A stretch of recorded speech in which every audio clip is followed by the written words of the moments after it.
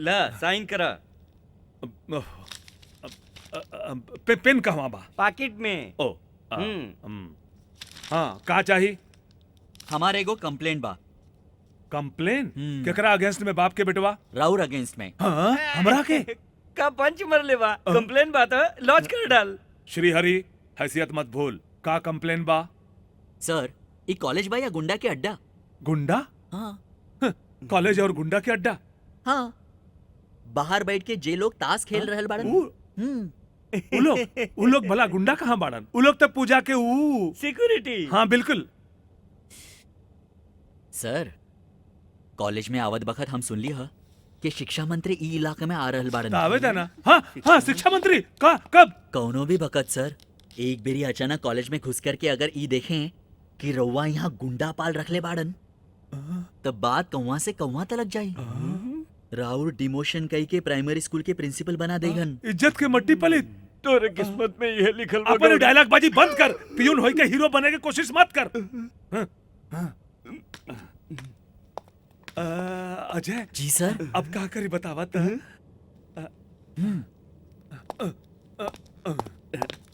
सर, वो लोगन के रउआ ना आजू के दिन कमरा में ही बंद रखी। लेकिन काहे? शिक्षा मंत्री अगर आवे तब बोलिया गांव से राउर रिश्तेदार आयल बड़न।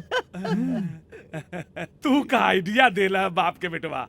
गांव से हमारे रिश्तेदार आयल बड़न, यह बोल दे। बा बेटवा का पंच मर लिया। यस। हम तक देखा था हमार चाल। का बात बा? हम कहत रहली कि वो मतलब हम बोलत रहली कि रउआ लोग यहाँ काहे खड़ा है? हमरा कमरा में चली। हाँ हाँ। काहे? नहीं मतलब वो यहाँ गर्मी में रउआ लोग देखत रहनी कि वो मतलब ताश खेलत रहली। हमरा बहुत खराब लाग रहल बा। ये तो हमनी के रोज के बा। हाँ, वो तो जाने ली बाप के बेटवा। हाँ, बोलत रहने के मतलब ये ऐसा गर्मी के अंदर खड़ा रहब त सुख के सुखी मछली बन जाई। तो फिर कैसे ड्यूटी करब बोला? ऐसे बढ़िया बाकी चली ना हमरा कमरा में, एसी बा, आराम से ऐश करके ताश खेलिए ना। हाँ चला कलवा भैया, तनी एसी के हवा भी खा लिया जाओ। ये भइल बाप के बेटवा जैसन बात। आई ना ताश समेटो चल।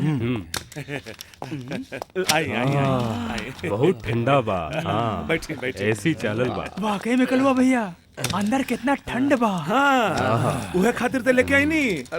यहाँ से निकले के बाद डीप फ्रीज में रखल मछली के जैसन हो जाए। बाप के बेटवा।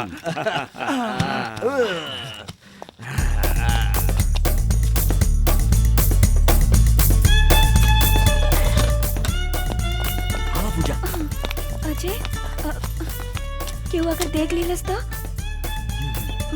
ई पहिला। का भाई? कलवा भैया, वो लड़का पूजा मैडम के बाइक के बिठा के भाग रहल बा। ठीक है। चल चल चल। बंसी बजावा, लाइट बजावा।